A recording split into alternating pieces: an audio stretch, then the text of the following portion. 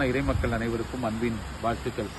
இந்த நாளின் காலை இறை தியானத்தில் சங்கீதம் 46 7வது வசனம் அனைவருக்கும் பிடித்த ஒரு வசனம். சேனைகளின் கர்த்தர் நம்மோடு இருக்கிறார், யாக்கோபின் தேவன் நமக்கு உயர்ந்த அடைக்கலமானவர் என்று சொல்லுகிறார் சங்கீதக்காரன்.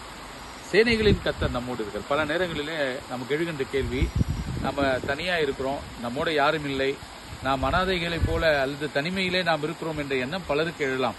ஆனால் கடவுள் கொடுக்கிற ஒரு மிகப்பெரிய ஒரு வாக்குத்தத்த வசனம் என்னவென்றால், சேனைகளின் கர்த்தர் நம்மோடு இருக்கிறார். இந்த உலகத்துல மனிதர்கள் நம்மோடு இருக்கிறார்களோ இல்லையோ, ஆனா ஆண்டவர் நம்மோடு இருக்க வேண்டும் என்று நாம் விரும்புகின்ற போது கண்டிப்பாக கர்த்தர் நம்முடைய வாழ்க்கையில அவர் இருக்கிறவராகவே இருப்பார். பழைய ஏற்பாட்டை நாம் பார்க்கிறோம், அவருக்கு ஒரு பேரு, அவர் இருக்கிறவராகவே இருக்கிறார். புதிய ஏற்பாட்டில் இயேசு கிறிஸ்துக்கு இம்மானுவேல் என்ற பேர்.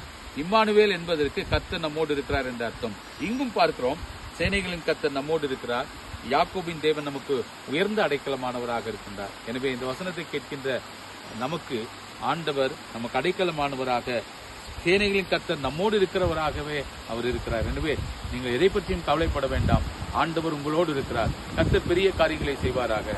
ஆமென். God bless you.